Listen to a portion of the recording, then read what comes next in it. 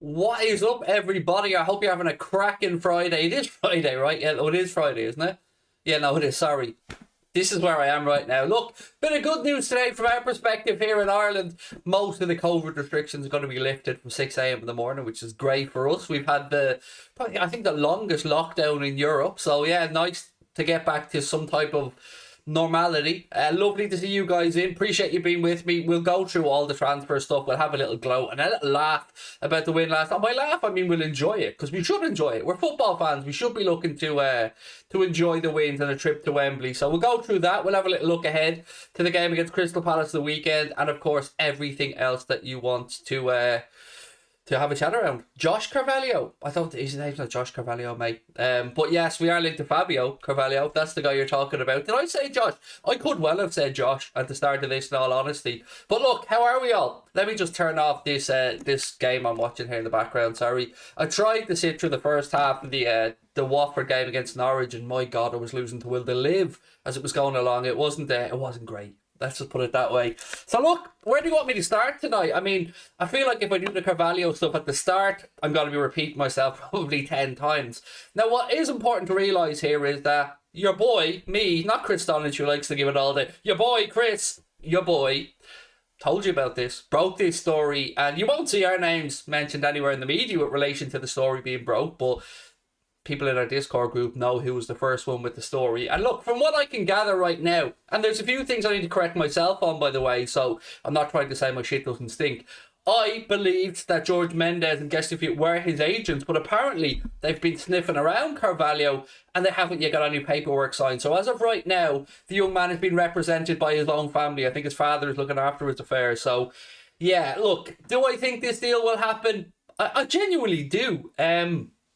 But this is the lay of the land right now. So we know Fulham are in a very good place right now. They're scoring goals for fun. I think they've scored 6 or more in their last 3 games, something like that. And they look destined for the Premier League. But they, of course, will be looking to the talents of this young man. And they have a situation where they either lose him for free with maybe some compensation for his training at the end of the season, or they maybe sacrifice him now for, I think the figures mentioned, around 5 million quid. But Watford, or not Watford, why am I saying Watford? I'm saying Watford because I was watching the game.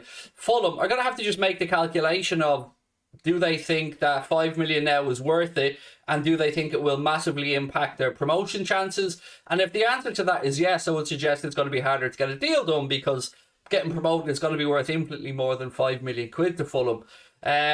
I do think, though, it will happen. I just don't know if it'll be this month or if we'll sign him on a free, but the indications are that we're looking to get it done this month, from what we've been led to believe anyway. And look, he's another good youngster, and you can understand why Liverpool are sniffing around. There's not many negatives. I mean, we can't really knock the price point. 5 million quid. His talent is there. It's undoubtable. But Fulham must be sick of the sight of Liverpool and Liverpool fans at this point. I can completely understand it. Harvey Elliott, we pinched him, and now we're sniffing around young Carvalho. So let's wait and see. But he does look a real talent, doesn't he? And I think it's one to get excited about, but it's also not one for the immediate here and now. So let's say, from Liverpool's perspective, why would we be looking to bring him in the January market? And look, of course, I can only give you my perspective on it. I'm not inside the football club. But you can see, if we were to bring him in now, Jurgen Klopp would have him probably fully trained, up to speed, and ready to go for pre-season, and then ready for the start of next season. And next season's going to be a particularly busy season with the World Cup involved and stuff as well. It's going to be a stop-start season, so we're going to need all hands on deck. But I wonder if there's an option here to just buy him and loan him back to Fulham for the rest of the season. That's where you think the common sense answer to this would be. Particularly when you're only dealing with amounts of around 5 million quid. Usually you say, if you're going to spend a load of money on a player, you don't want to take the chance of him picking up an injury or anything like that by loaning him straight out.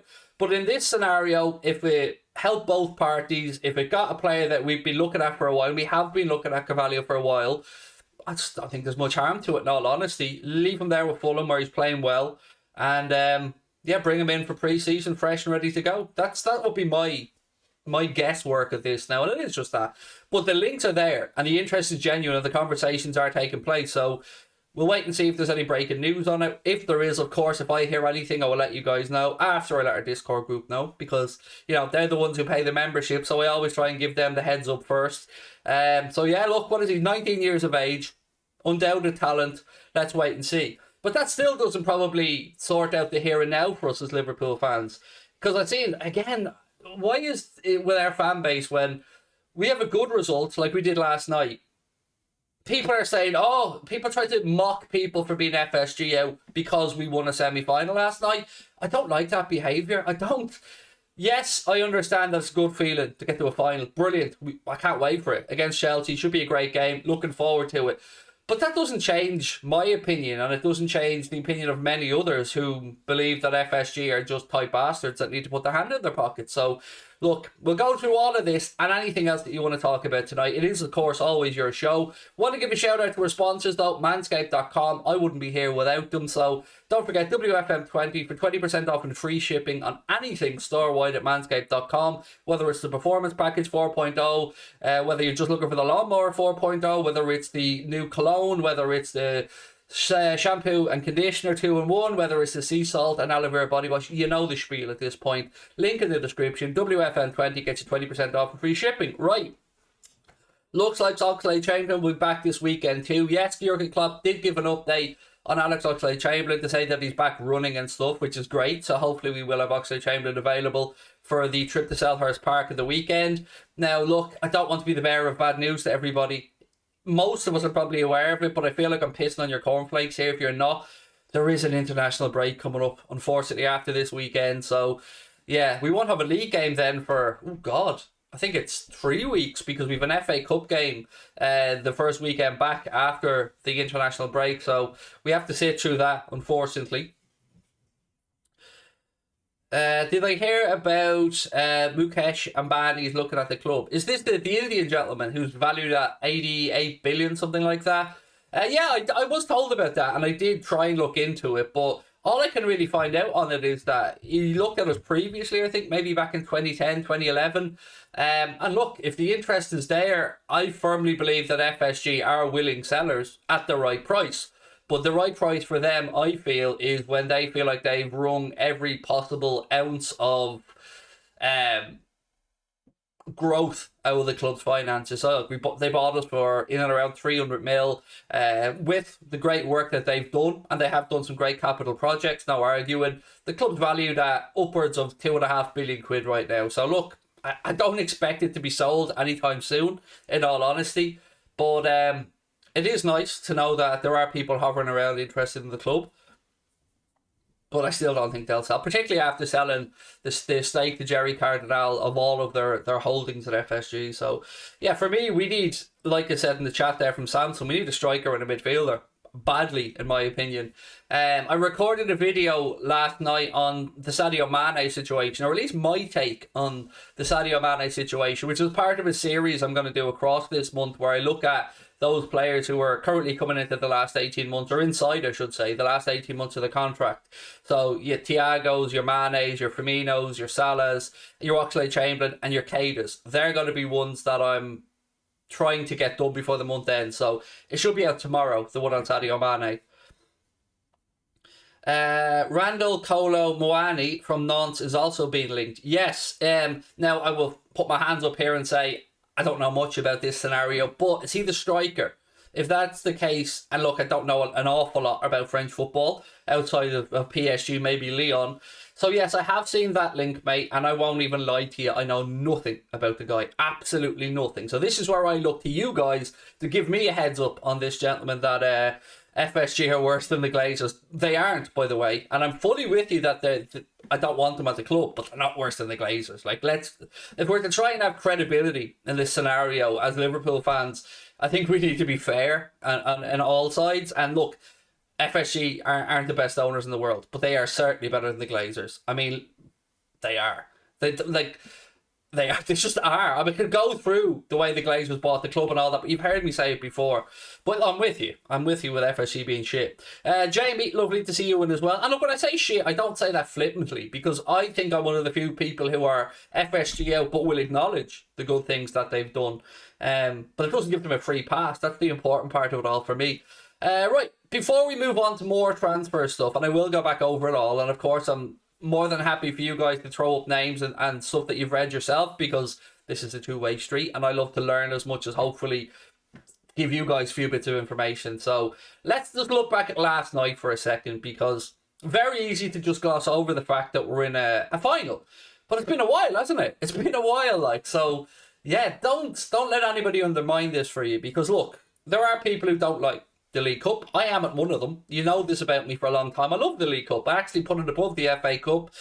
In the minority there, I get that. The FA Cup, the oldest football cup competition in the world, club competition in the world, maybe even the oldest competition. But yes, certainly a lot of prestige about it. But I've always loved the League Cup. Maybe it's because of that massive streak of wins we went on playing when we were playing in Cardiff when Wembley was being redone. Liverpool seemed to be reaching cup finals galore back then.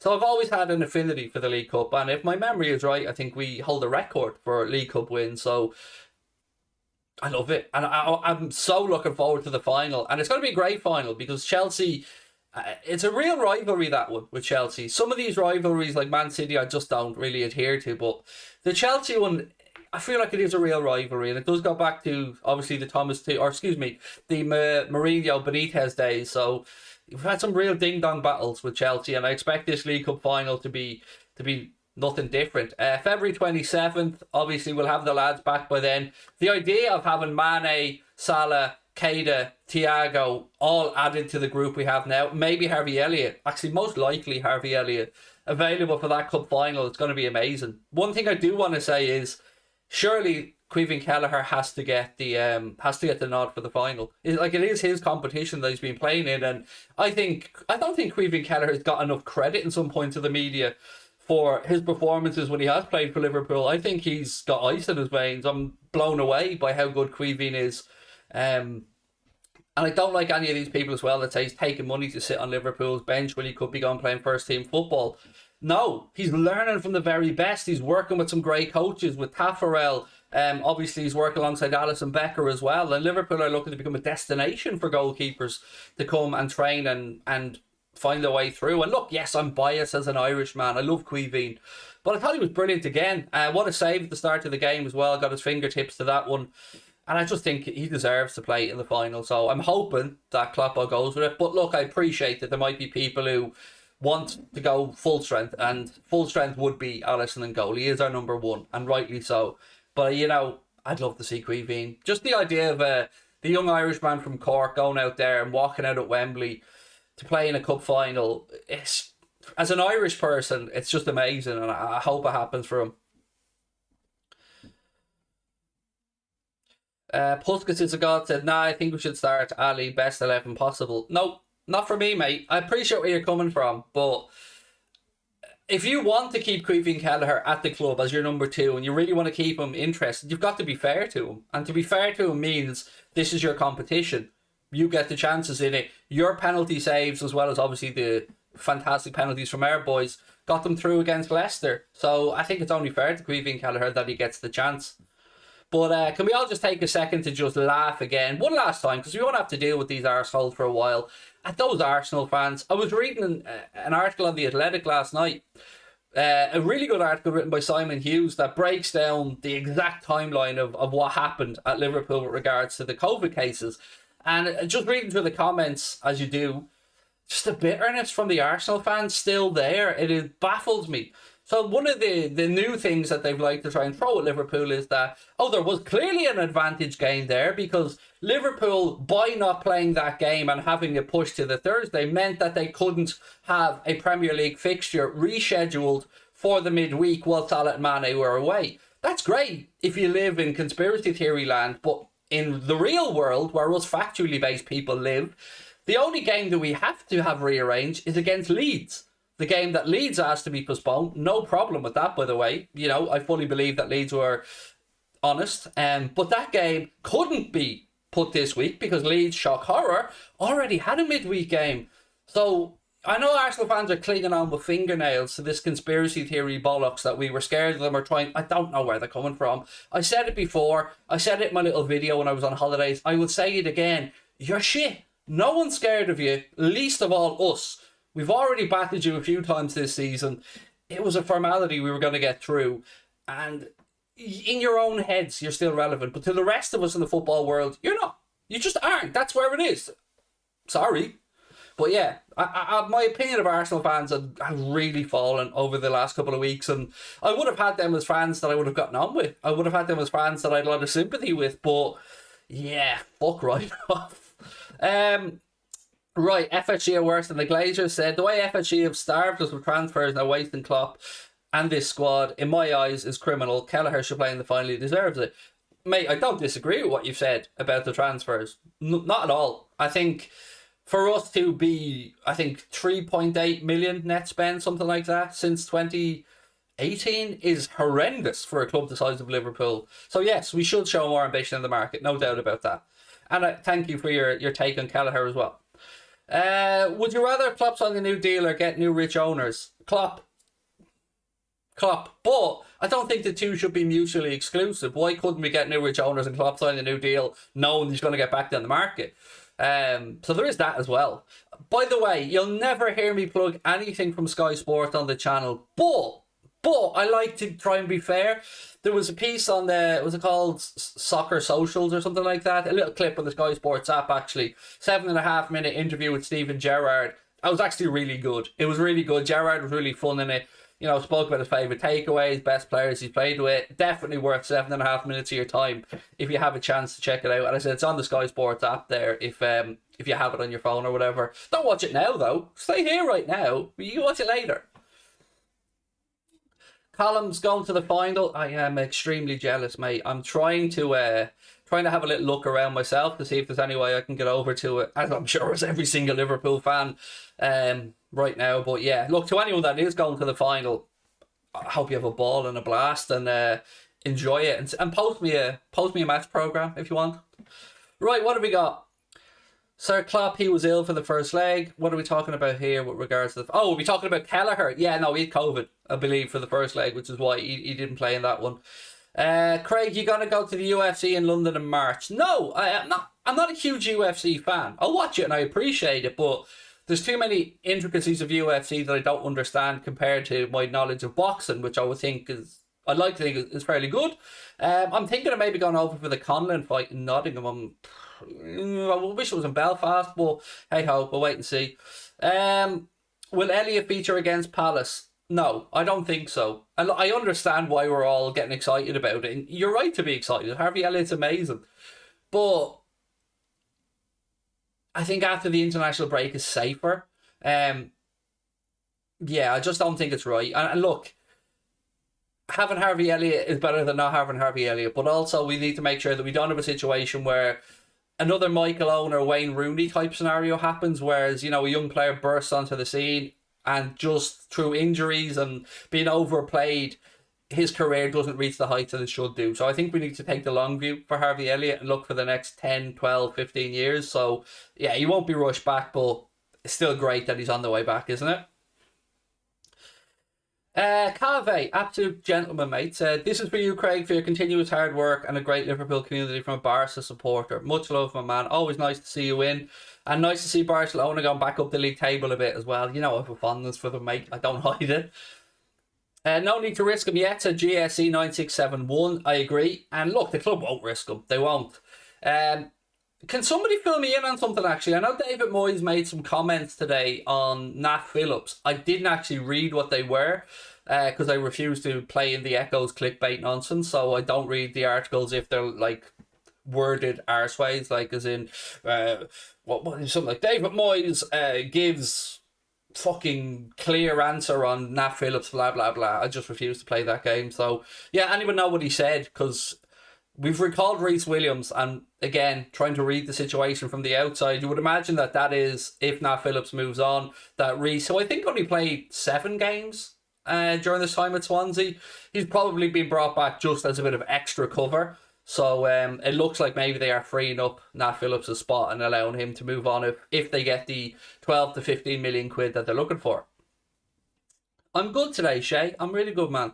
How could it not be good after the Reds make a cup final? And I want us to win this. No point in getting all the way there and not going and winning it. So, Yeah, I mean, it's lovely to have it to look forward to, isn't it? I mean, imagine getting a trophy in the bag early doors in the season in February time. It's been a while, hasn't it? I mean, Pep Guardiola and City have owned that competition for many years, but for us, yeah, it's our chance. Do I think Coutinho has a chance of succeeding at Villa? Yes, I do. I genuinely do. He'll be idolised there. Gerrard will put an arm around his shoulder. Look, he may not see the Felipe Coutinho that we've seen. I think we'll have got the best out of Felipe during his time. But, as much as I didn't want him back at Liverpool, I am happy he's back in the Premier League. I am happy that hopefully he's going to get more game time and, give some exciting moments to the Villa fans who have a lot of time for. My dad was I say Villa fan. I think it was just being awkward, if I'm being honest with you, but he had a soft spot for Villa, so I've always kind of kept one eye on Villa. And now that Stevie's the manager, yeah, I think they're all of our second team at this point. Where do you get your transfer news from? It depends. Like you guys, Elliot or Elite, excuse me, mate. I would read as many articles as I could come across. On a very odd occasion, like with the Carvalho stuff, I will get sent information from a couple of friendly journalists. And look, I'm not sitting here trying to make out I'm Fabrizio Romano, far from it. I have very few contacts with regards to journalists, specifically in England. I mean, Germany and Spain are much better connected, but yeah, I do get some stuff, which is why when I said it the other day about Carvalho in the Discord group, it's after I'd verified the interest with another person. So yeah, that's it. He sidestepped it. All right, so it was clickbait. Then absolutely fucking knew it was. That's why I wasn't playing the game. Yeah, but look, man, never be afraid to ask me a question in the chat. Even if it is something as blunt as where to get your transfer news from, because if I can answer something, I'll always try and be honest. What's the story with Carvalho? Right, so this is where we are at the minute. So Fulham have a very talented young man on their hands, 19 years of age, and his contract runs out at the end of the season. Now, I think they would be, if he left for free in the summer, I think they would be due compensation, but I don't think it would go to a tribunal like we've seen with Harvey Elliott and stuff like that, and with Danny Ings before him. Actually, I think we've break two records actually, one for a 16-year-old at tribunal and one for just a tribunal in general with Danny Ings.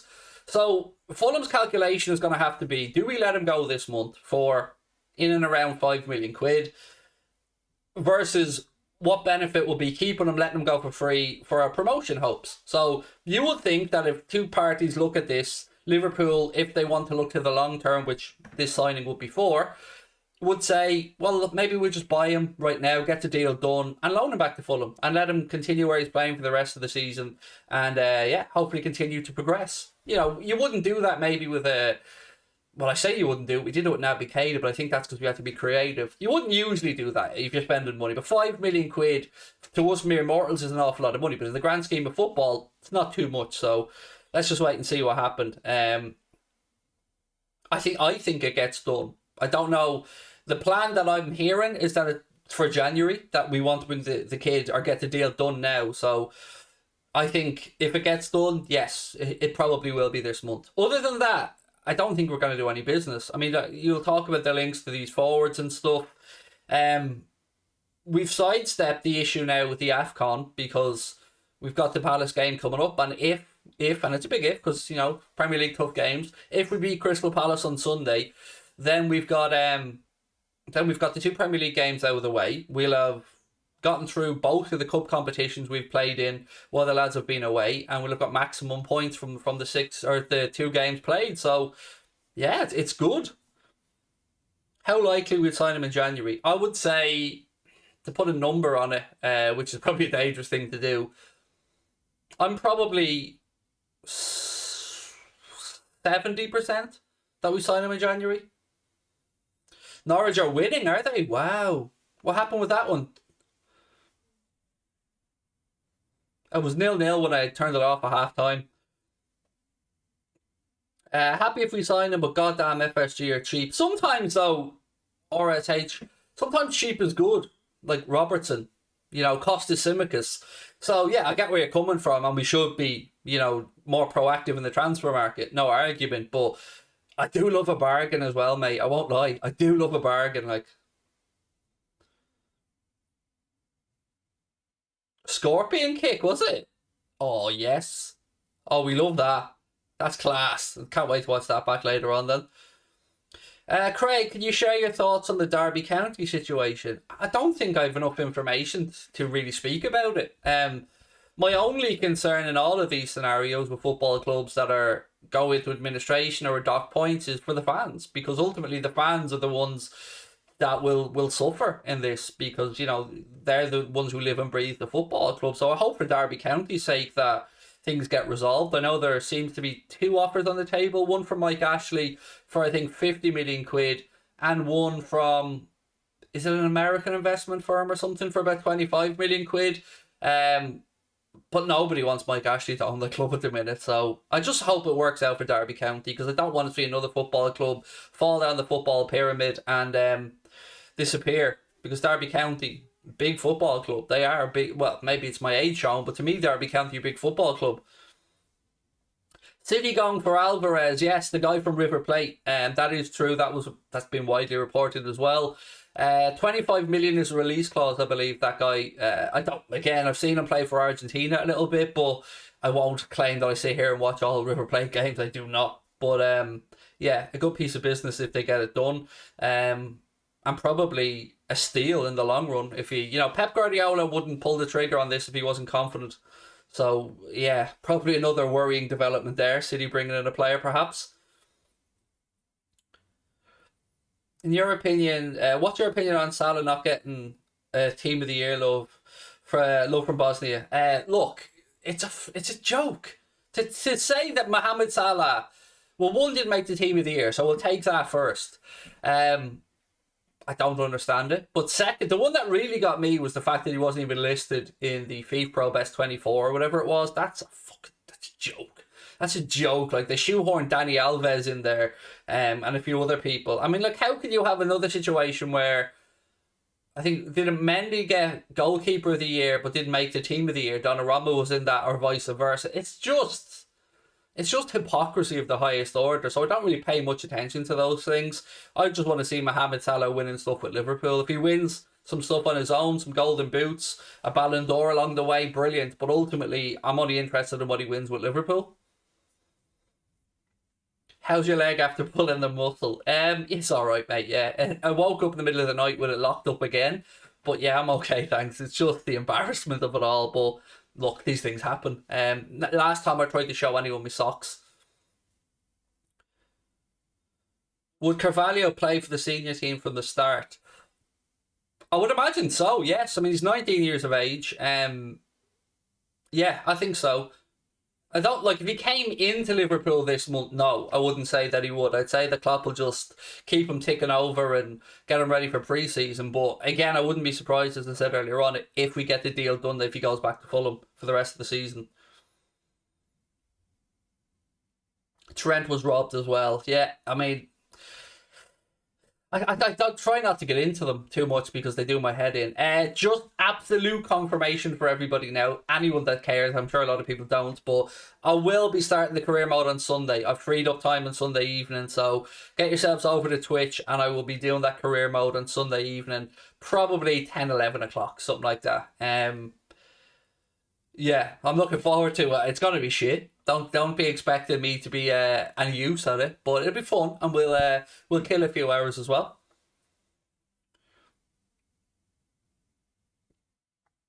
Team of the Year rigged. Well, look, anything that Ronaldo shoehorns his way into is rigged, in my opinion.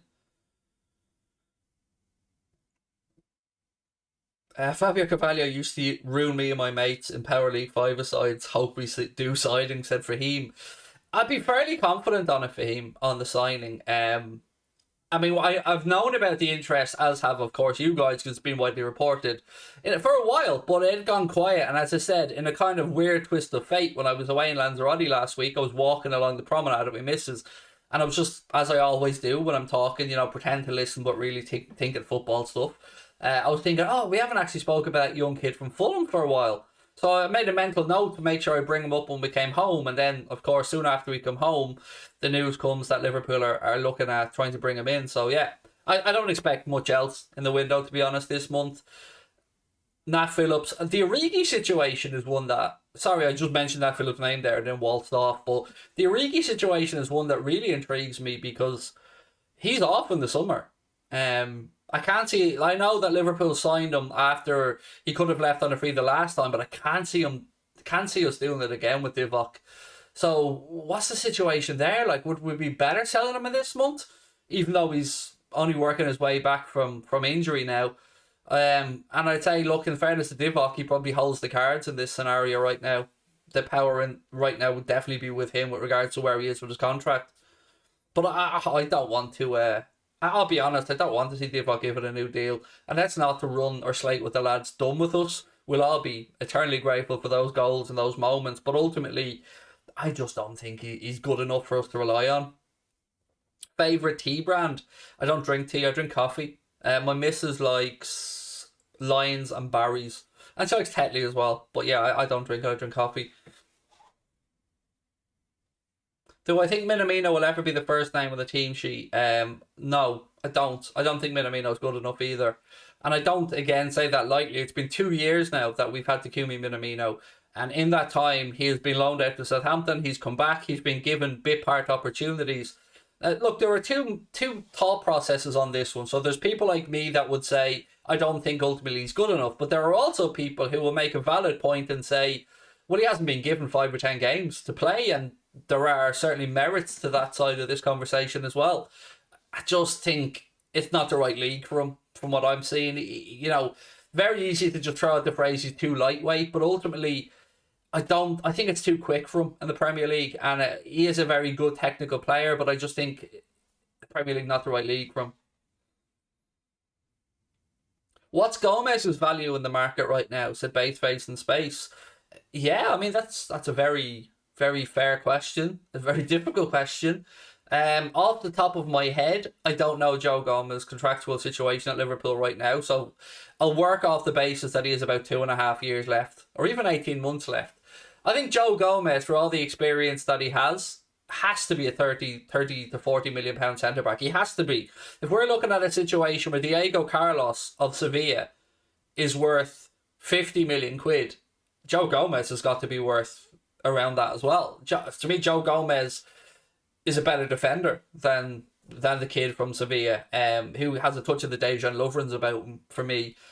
But look, you can't gloss over Joe Gomez's very unfortunate injury record. So yeah, I think 30 to 40 million. And again, I feel for Joe Gomez because, you know, he was part of a title-winning team. For someone so young, he's very experienced already.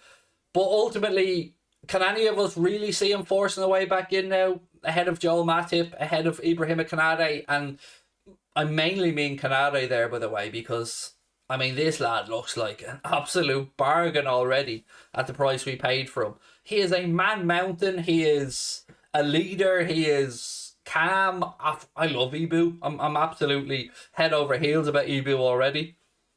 But look, he's not the finished article. The lights went in the Watford match. Oh, just when everything else is going wrong. Look, Mohammed, we've done the DT thing many, many times. AFTV is a shit show. That I will happily tell you that till I'm blue in the face. The whole channel, shit show from top to bottom. That's my opinion. I've never liked them. On the DT part of it, I don't know him personally, never met the man. But as I said, my thoughts are with his kids and the lady in question. After that, I'll leave it up to others to have their say. I watched one of Lee Gunner's streams actually on it, and if I'd be lying if I said I wasn't sitting here having a laugh at some of the stuff. I mean that in a good way, because they were saying stuff that I wouldn't say, because they know better than me, obviously. Sell Oxlade-Chamberlain, Gomez, Karius and Taki. Well, Karius will be gone. He's gone in the summer. I think we'll get rid of Adrian in the summer as well, and then we'll see Pilaluga probably brought up to be the third keeper in the rotation. Takumi Minamino, I'm with you on, mate. I would sell. Oxlade-Chamberlain, I would sell as well. Let me ask you this question. So, Thiago, Keita, Oxlade-Chamberlain. How do we feel about the fact that, I hope we agree that they're probably our most dynamic midfielders. We can talk about Harvey Elliott in a separate bracket because I'm still torn of, is he a midfielder, is he an attack and wide player? Klopp obviously at the start of the season, was utilising on the right side of the midfield, and he was doing really well. But if we look at the three that we have right there now, Keita, Oxlade-Chamberlain, Thiago, two of them are in the final 16, 17 months of their contracts, and Thiago is, he's got plenty of time left on his, so I would like to see at least one of them moved on. And Oxlade-Chamberlain will probably be top of that list. I don't know where I sit with Keita though, because would I be happy to see Liverpool give him a wage increase and sign him down on another 4-year deal? No, probably not, in all honesty, and it's not because I don't rate him. I rate him very highly. I think Naby Keita is an incredibly gifted footballer, but my patience has probably worn a bit thin with the stop-start nature of his career at Liverpool. So I think it's the right time to maybe move him on and accept that we're not going to see back the money we paid for him. But I don't think Klopp will give up on him. I don't. I think Jurgen Klopp will look to keep Naby Keita. So yeah, I'd love to know your take on it though. So let me jump over to the chat now and see how you're all feeling. Craig who'll get top 4 this season, said Cave. Thank you for the super chat, buddy. I think Spurs will grab the last spot. If I was to put money on it right now, mate, I would think it'll finish Manchester City, Liverpool, Chelsea and Spurs. That would be my guess. Oxlade-Chamberlain or Keita, said RSH. Keita gone, said Biker Joe. Thiago must stay, said Fahim. I think he will as well, and I think it's right to look at Thiago as somebody who we may see 20 to 30 times a season over the course of all competitions. Because if you could have him primed and ready to go for the latter part of the Champions League, as an example, that's when you want Thiago. So I kind of agree. I would give more grace to Thiago, and especially because he was only, 25 million quid. What do I think of Cade Gordon? Probably the same as you, I would imagine, mate, that he's a very talented young footballer. I seen some gobshite in our comment section last night. This is how ill-informed this Almadon was. He said that young lad was shit, coming in off the left, and he had 3 touches and they were all loose. Well, firstly, he was on the fucking right. Jota was on the left, so I don't know what game this idiot was watching. And secondly, the mentality of trying to run down a young lad like that. I would have been in the fetal position if that was me on that pitch last night, if I was Cade Gordon. I wouldn't have had the balls to go out there at his age and do what he's doing. So, big up Cade Gordon. I think he's a tremendous talent, and yeah, he'll know he should have scored. He'll know. He doesn't need me or anybody else to tell him that, but he'll score many more, and he'll learn from it. And going away, second leg of a semi-final of the Cup at the Emirates, that will be an invaluable hour for him. And I was very impressed at what I've seen. And I'm looking forward to seeing him develop under Jurgen Klopp and Pep Linders and Kravitz's tutelage. What about the Lunin from Real Madrid link? I know he's the goal. I know he's a keeper at Real Madrid, but I haven't seen the link, in honesty, mate. Not to say there isn't one. Just that one must have passed me by. The lights came on and went again 2 seconds later. Yeah, they're not having a great evening, are they, there at Vicarage Road tonight? Cave agrees. He said Tottenham looked really good. Matip is class. We shouldn't sell him. I agree, Raz. I mean, yeah, Matip's been our best defender for me this season. I've been so impressed with Joel Matip. Now, I want to bring up something actually from Kloppo, and I meant to send this I think I have a memory. So Jurgen Klopp was interviewed and he was asked about Joel Matip, and he said that it wasn't a tactical decision. And then he said, by the way, how good was Joel? Well, Jurgen, not very good, mate, last night, if we're being honest about this. Being brilliant all season, but I don't know where he was going last night. I mean, he looked off the pace from minute 1 yesterday, and he looked shaky as fuck, Joel Matip. So, again, as one of those head-scratcher moments from Kloppo to come out, he wasn't great at all last night. And that is in isolation, because he has been brilliant. So, yeah, wasn't surprised to hear that he felt a bit of a knock. And also wasn't surprised to hear that Fabinho has a knock after that shithouse challenge from Thomas Partey, who came on, got 2 yellows and was off again. So I hope Fabinho's okay as well. Kelleher will be challenging Alisson before long. I hope so. And look, I know I'm biased on this one, but I do hope so. How much players do you think will come in the summer? I think the summer will be big for us with transfers. I do. As much as, again, I'm sitting here saying I'm FSG out, which I am, I do think that they can't go past the summer without starting. Rebuild isn't the right word. Refresh. Bring in some players to challenge. So I think we will see at least 2 of the first 15 moved on, and I think we'll probably bring in 3 or 4 players in the summer window. But again, of course, this is a guess. Do I see Klopp? Did you see Klopp tapping up Martinelli? How much do you think he'd cost? That interest in Martinelli from Jurgen Klopp isn't new, by the way. Yeah, he's admired Martinelli for a long time, and it's easy to see why. I think Martinelli's a good young player. How much would he cost? I've got no idea, in all honesty, and I don't think that Mikel Arteta and Arsenal will want to lose him. But I do think he's a good player. I really do. Jonathan Cluxon reckons 4 or 5 in the summer. Yeah, I mean, you don't want too much too soon. That sounds a bit weird, doesn't it? But you don't want a massive overhaul at once, because it's hard to implement new players. So yeah, 3, 4 should be enough, I think. Bowen, Craig, I would go for. Would you? Said Scotty. 100%, mate. You know my take on Jarrod Bowen. I was here with Rafinha and Bowen, and now Bowen is coming above for me. I'd prefer Jarrod Bowen to come in. But look, if Rafinha came through the doors, I wouldn't be at all upset. But I'm sure you guys as well seen the news today that there is contract talks looking to start up now between Leeds and Rafinha. He still has 3 years left on his contract, I think. So I don't know if they're looking to maybe try and put a ridiculous buyout clause or something in there to get a big payday if he moves in the summer. But if you're Rafinha, if you are intent on moving on, I don't know why you'd sign that contract, especially when you've already got 3 years left, and Leeds will receive a good fee should he move on. You know, other clubs have been interested in him as well. The Bayern links were there. We were linked to him, and there was a few other clubs. Biker Joe said Canada will be a challenge to Matic, but I can see 1 or 2 new midfielders and maybe a striker winger. Yeah. So look, for me, ideal summer, and I'm not going to say Bellingham's name because even I don't think that will happen in the summer. So I wouldn't mind the likes of a Tielemans, whose contractual situation at Leicester is there to be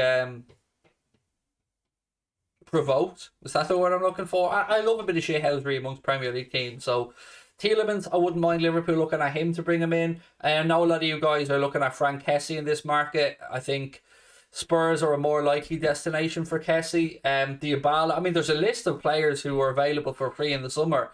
And somebody put it, I think it was Mark, maybe put it into our Discord group earlier on, asking like Mbappe is available for free in the summer. I'm sure somebody will put the list into the chat now. There's a lot of decent players there, but in all honesty, there isn't really many of them that I'd want at Liverpool. And that's the God's honest truth for me. I mean, Mbappe, who wouldn't take Mbappe at the club? Tielemans, I think, is 24 or 25, Biker Joe. I think, off the top of my head. Nkunku, yes. Nkunku is another one that you can look at and see why we'd be interested. Versatile player, can play right across the front three. Grown up in that Red Bull brand of coaching. Again, you've heard before Ralph Rangnick, before he was United manager, saying that he understands why Jurgen Klopp likes players from the Red Bull brands of clubs, because they get a good football and education in a similar philosophy to how Jurgen likes us to play. So Nkunku, it wouldn't be my first choice, but would I understand it? Yes, absolutely. I can understand why we'd be linked. Florian Wirtz as well is another great show. These are players that we haven't really strongly been linked with, but Wirtz certainly doing well at Leverkusen there since Kai Havertz left. Then you can look at the young guy Pedro Goncalves from Sporting Lisbon, who has taken over the mantle from Bruno Fernandes since he went to Manchester United. So there's definitely a lot of talent around. And Adeyemi will go to Germany for him. It looks like Dortmund is where he's going to end up. In a video, it said Dusan Vlahovic is better than Liverpool Suarez. Yeah, no, he's not. So I don't know who made the video, but they're talking out their hoop, because he's not. He's a good player, but he's fuck off. Suarez do things that I've never seen a footballer do before, other than maybe Diego Armando Maradona. How's the feeling after the leg feeling after the incident? The part that got me the most was that I looked like a fucking walrus in the clip, and I don't like. I'm already hating myself for my weight. So that was the part of it that hurt me the most. But yeah, look, these moments are funny, aren't they? And if you can't take the piss out of yourself, yeah, you're not. I'm not in the right place if I can't take the piss out of myself. Would I take De Jong? God, yes. Oh, God, yes. Yeah, I'd happily have Frankie De Jong. I'd happily have Nicola Barella. I'd happily have Gavi. I'd happily have Pedri. There's some good footballers coming through right now. It's really exciting times for the game in general. Would love to see Conor Gallagher at Anfield. Chelsea never sell him to us. I don't think they will either. He does look like a good lad, Conor Gallagher. He does. 2-0 to Norwich now. Wow. Give us an update on the second goal there, mate, by the way. Craig, looking happy and healthy. Hope you're having a good day, lad. Thank you, Nat, man. I think it's a tiny bit of colour making the time away. The sun always revitalises me. And when I say the sun, I obviously mean the big bright thing in the sky and not that rag of a newspaper. But yeah, I love going away for a little break in the sun.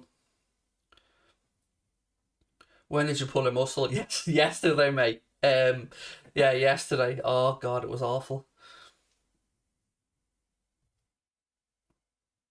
Tchouaméni. I've seen Liverpool linked to him. Nobody that I know has said that that interest is concrete or that we're looking to follow up on it. Again, my only real recollections of Tchouaméni from Monaco are that Chelsea were interested in him, but he's a good player. Has anybody seen any more on this stuff as well from what were they called? From that kid at Real Madrid? Do you remember there was a story broke the other day that said Real Madrid could be looking to move? I can't remember the dude's name now.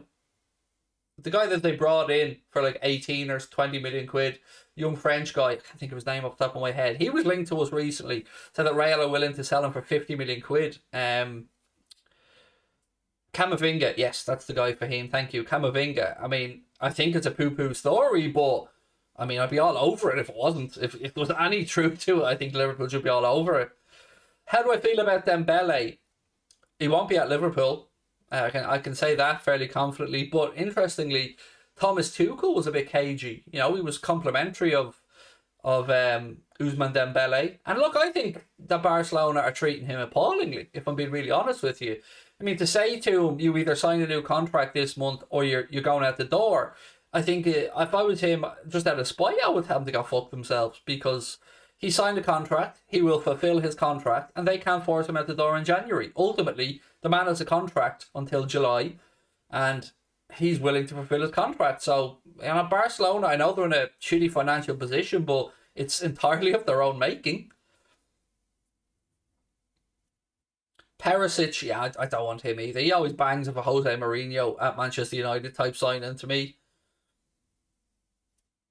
Chiesa is yeah, look, we'd all take Chiesa, wouldn't we? We'd all happily have Federico Chiesa, 100%.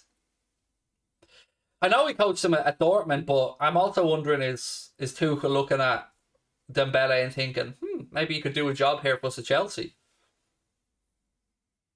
We should sign Zaniolo from Roma. We were linked to that guy, as were United, I think, if my memory's right, a while back. I'm always a little bit nervous signing players from Serie A, even though I would absolutely have Barella in a heartbeat. But Chiesa's a no-brainer for anyone, in all honesty. But I don't think you're going to pay the money it would take to get Chiesa. What's his situation with Juve? Is he on a 2-year loan with an obligation or a 2-year loan with an option to buy from Fiorentina?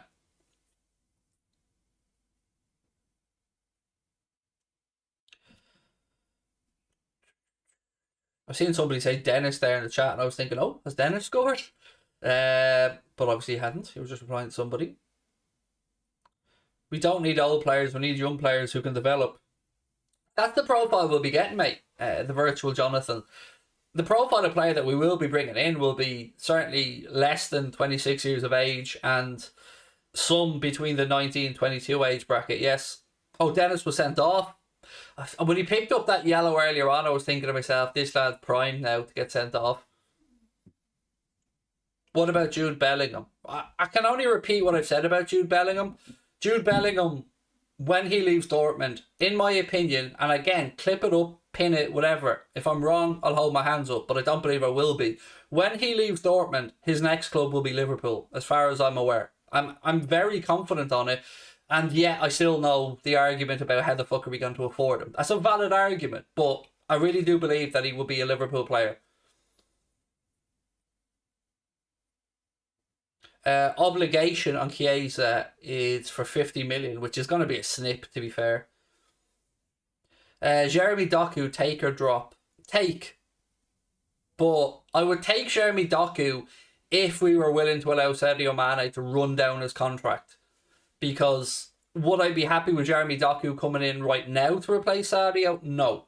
But if he could ease himself in and we were willing to take the hit on Sadio Mane and allow him to leave when his contract runs down, then I would bring him in. Yeah, Mike Dean loves a red card, doesn't he? He loves a red card. Do I think Bellingham is good enough for us? 100% yes. He's not the finished article yet, but why would he be? He's still a young lad learning his trade. But yes, I do think he's good enough. What makes that a snip for Chiesa is the obligation for Morata was 60 mil. Yeah, I mean, El Morata has done the rounds, hasn't he? What is Isaac worth? So, all I can tell you about Isaac from Real Sociedad is that before the Euros, he had a 70 million euro release clause in his contract. He has since signed a new contract, and I don't know what the release clause is, but I would imagine the release clause will be up from the previous 70 million. And another player who I'm not convinced on, Alexander Isaac. I'm not to the level of 70 million euro. Craig, are you still leaving the channel? No. You're going to have to drag me out of here, mate, now. I'm not leaving this channel till I get a fucking payday. I'm not even joking anymore. This channel's not going anywhere until I get the payday I feel I deserve at some point. Because 7 years now at this. 7 years, so... Yeah, 7 years are not a full-time job yet, so... No, I'm not going anywhere yet. I'm digging my heels in, and I'm here for the long haul. Now, what Anfield agenda will look like in a year, 2 years' time, I don't know, but... I certainly am going anywhere anytime soon. Getting off Twitter has helped me massively, so I don't really see too much of the negativity towards me anymore. And I'm sure it's still there, because I get that I'm Marmite, but yeah. Most realistic signing this summer? Jared Bowen. Probably. Especially if West Ham miss out on Champions League football, I think it would be the right time to make a move for Jared Bowen. You deserve a payday. I think I do. In all honesty, I think I do deserve a payday. And I've turned down some offers to buy the channel that would have... Let me put it this way. I've turned down an offer from my half of the channel that would have seen me walk away with a nice chunk of change. And enough to go and buy a new BMW anyway. But I don't care about that. I want to own a house. I've said that all along. I want to be in a position where I can finally own a home as an adult.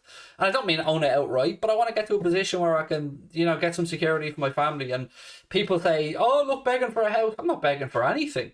I'm not begging for shit. I'm willing to put the graft in. But I'm being honest, unlike other people in the industry who, might pretend like they're not about the money and really are, I'm about growing it, but I'm also about the money. I want a payday. Of course I do. Who does any of this shit without wanting a payday? Kessie is a good shout, said Baseface in space. Right, so on Kessie, the question that I ask myself is, would I want Frank Kessie if he wasn't on a free? And the answer is no. I wouldn't. So, with that in mind, I think it would just be a stick and plaster and not the solution to our problem in midfield. So, with that, I would pass. Is this a long LNA? Probably not, mate. No, the chipper phone call's getting rang in now. The fresh cotton chips will be on the way. So, no, it'll be finished by about 10 o'clock. Rafter said, I hear you, Craig. Owning a house in Ireland is near impossible. It is, mate, but I was fucked out of 400 and something grand of inheritance, and that's been my driving force behind all of this. So, yeah, I'm an only child whose parents own the house, and most of my parents are dead, and I didn't get near the house. So, yeah, I feel like I feel like I'm not giving up until I get some security. And I think, fuck it, why not? I'll be honest with you. I think I'm good enough. I look around the industry and I see other people who are good and have got paydays, and I think, well, why not? So if it doesn't come, it doesn't come. But look, I'll have fun in the meantime. My dream signings would be Martinez from Inter Milan, Rafinha from Leeds.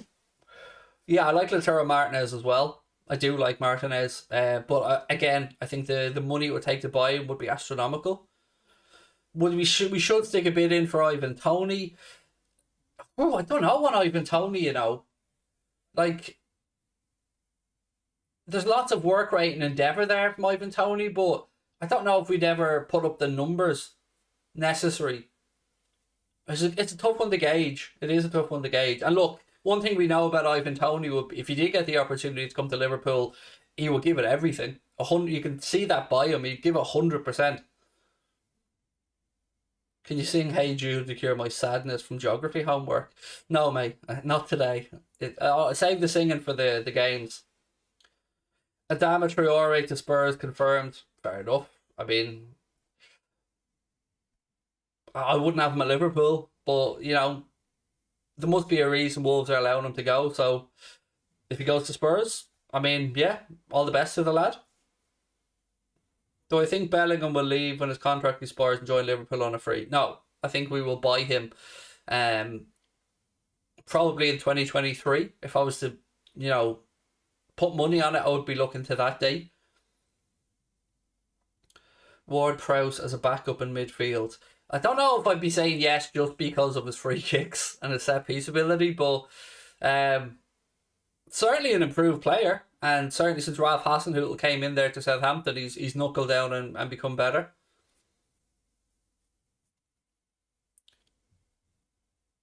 He gets 20-30 in all competitions for us. How good Trent and Robles crosses are. But we don't play with a target man like that, really. But look, actually, do you know what? I don't know is the honest answer on Toney, because he does work his ass off. So I'm not going to sit here and say the man doesn't have work rate. He does. He works really hard. And he would put the shift in, no doubt about it. I'm just not convinced that he's that elite level. But look, he's broken the championship goal scoring record. He's up in the Premier League with Brentford. He's doing well. I wish the lad all the best. But where would you fit Jarrod Bowen in our squad? Play him anywhere across the front three, mate. I mean, why are people so obsessed with only having somebody and thinking, well, somebody else has to be forced out? We play 60, 65 games in a season. We need to have 5, 6 top-notch attacking players to fill those 3 spaces. So I'm not saying they should come in to make way for anyone, but yes, if you want to throw Mane out there, Mane is probably the name that I think will move on. So yeah, bring him in to replace Mane if you want. Why don't we buy Jude's brother? You don't buy players, mate, to just go and get another player. Even though I'm saying that, and I know Dortmund are looking to bring Joe Bellingham over there. So I think Ronaldo will leave United. I hope so, and I hope he leaves them as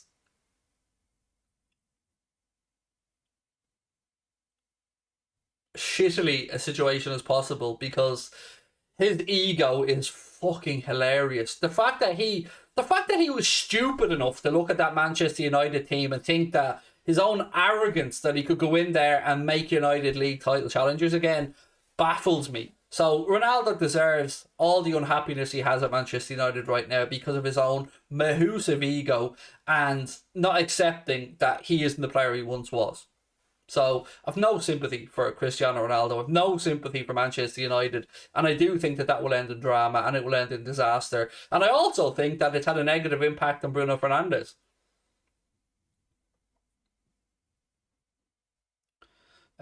Somebody looking for the contact email for something. If you are ever looking to send us an email, if it's about business, then send it to partnerships@AnfieldAgenda.com. If it's just looking to get some information on something, contact@AnfieldAgenda.com. There's more holes in United's management than the flying Hollander. I don't know what that is, but yeah, there is a lot of holes in their management. Right, so who's getting the top 4 places this year? Let's have a little chat about this for a few minutes before I finish up. Who thinks that we're going to have a top 4 with United in it, or who thinks that maybe Arsenal will get that last Champions League place, or are we going to see Chelsea dragged down into a fight for top four because they've got Spurs at the weekend? If they lose that game, they really are in a fight for top four. I mean, we've got a bit of comfort right now. We've got a bit of a cushion sitting in second with games in hand. So, yeah, I'd love to know your take on it, because my opinion on this changes as the weeks go by. But right now, I'm sitting, as I said earlier on, with Manchester City, Liverpool, Chelsea, Spurs. That will be my prediction. City, Liverpool, Chelsea, Spurs for David Newell. City, Pool, Chelsea, Spurs for Rafter. Not Man United, said the meme junkie.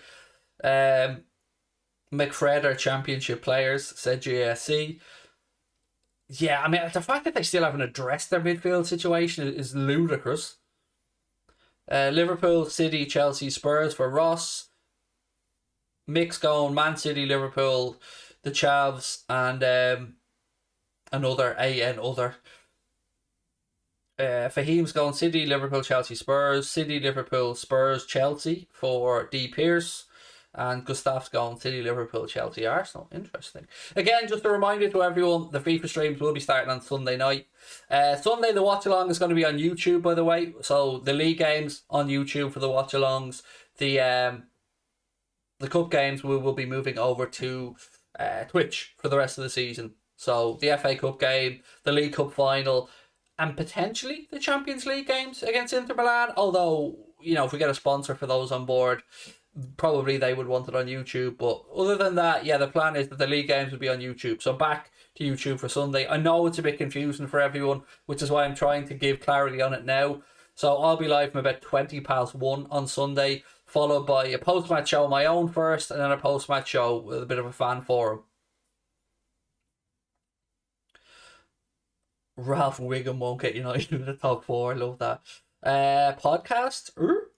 I don't know what you mean, mate, about podcast. We don't have a podcast anymore, mate. If that's what you're asking, yeah. More money on Twitch to YouTube.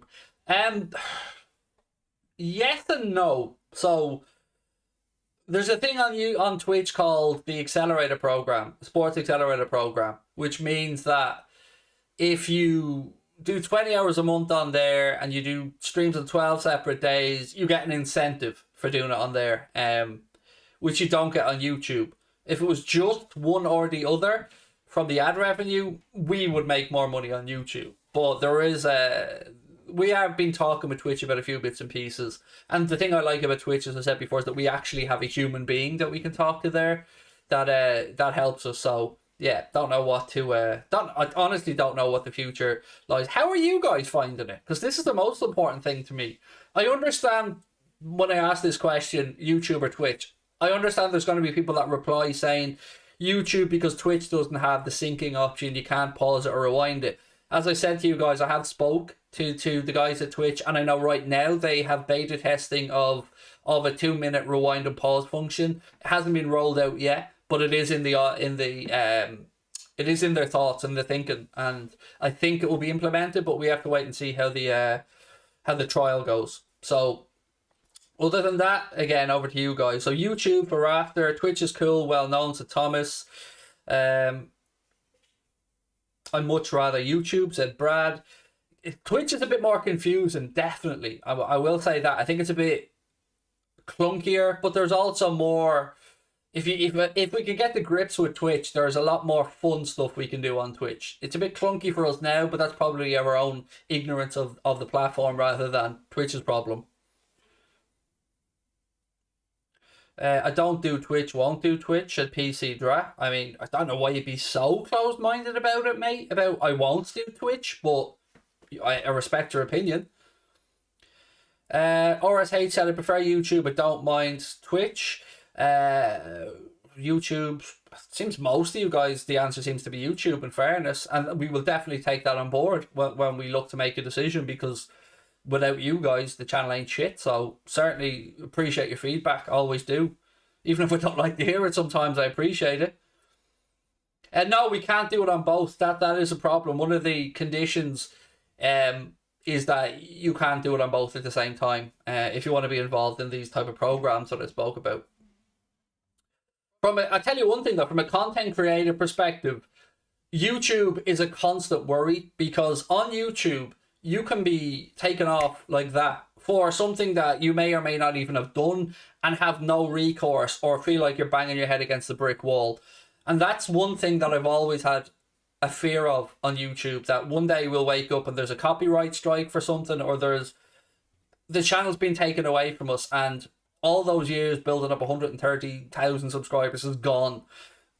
Twitch, I keep going back to it, but for me, for somebody who's, you know, an anxious person anyway, knowing that there is a human being that I can call, interact with, and resolve issues with is a huge weight off your mind. I mean, I don't like this guy. I don't like the football terrace, but I remember last year there was a situation where Terry was facing the real possibility of the channel being lost because of some betting sponsorship, and it was complete bullshit. I don't like him one bit, but I will defend him on that scenario 100% because he did nothing wrong. He did nothing that everybody else wasn't doing, and he was looking like he was going to be punished because of it. And I actually voiced my defense of him for that. Because again, look at the big picture, and it could have been any of us. You know, he was unlucky. It was him at the time, and I'm glad, as much as I don't like it, the channel, I'm glad it's still there. I'm glad that you know, all his hard work hasn't been taken away. And look, I don't like him either. I see people, I don't like the lad either, but I'm trying to be fair. He didn't do anything wrong. I'll be the first one to get on someone's back if they did something wrong, but he did nothing wrong in that scenario. And yeah, he was getting a bit of flack at the time, and I'm glad it worked out. I don't like him either, by the way, as I said, but you know, I don't want to see anybody treated wrongly when they've done nothing wrong. Would I take Usman Dembele at Liverpool? No, I wouldn't.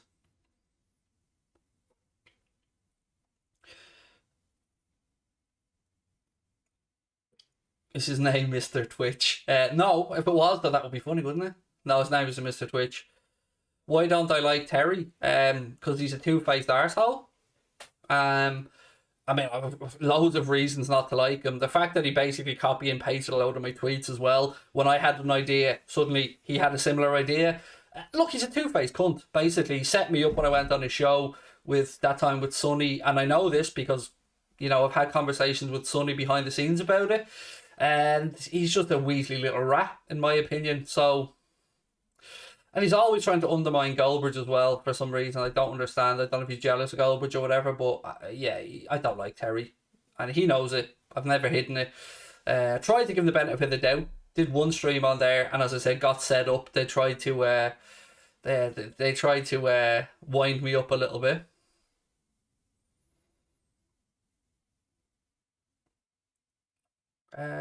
What you are saying regarding YouTube with cancellations and stuff can happen with Twitch as well, but you have strikes. Yeah, but as I said, mate, Alejandro, I actually have a human being at Twitch that I can look to have these things resolved with, whereas with YouTube, sometimes it can be a bit hit and miss with their customer support or their I say customer support, I mean that's a push. Yeah, I think you get lost sometimes in the whole ecosystem of YouTube, you know, and Twitch, they're making a push to try and make live sports streaming bigger on the platform. Someone trying to call me a B. Oh, Terry's a B-Tech Goldbridge. I thought you were talking about me there. Sorry. I was like, fucking hell. I thought those days had gone. But anyway, look, this isn't about that. The thing about Terry that I brought up was just to say that he wasn't in the wrong in that scenario. So this wasn't me having a pop at the football terrace. I was actually trying to say he did nothing wrong, and that he was in a difficult position.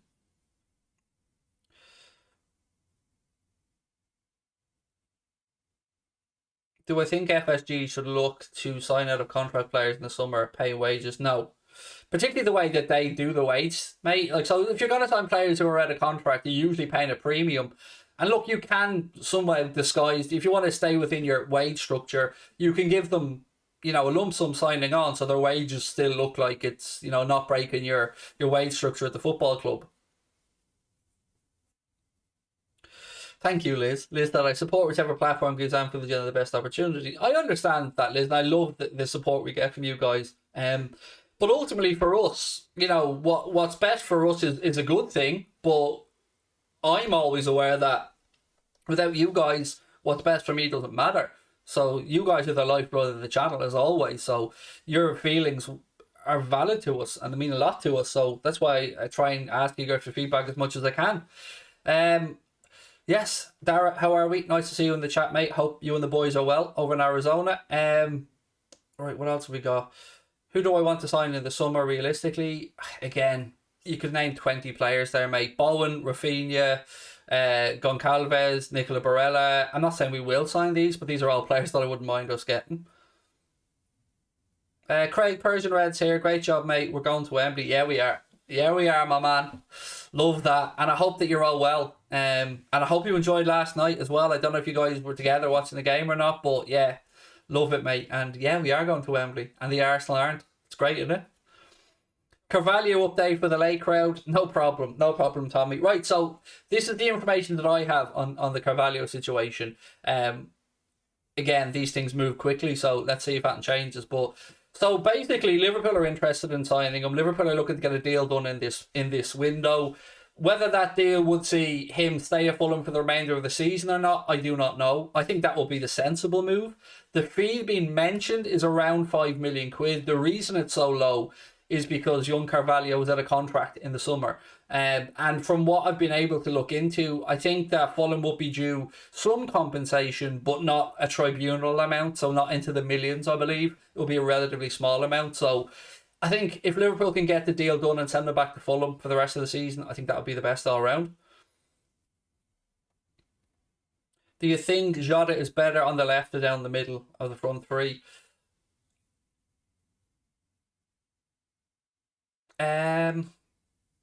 Probably down the middle, in all honesty. But right now, you find a place for Diogo, don't you? Anywhere across the front three, you just can't leave him out. He's just undeniable at the minute.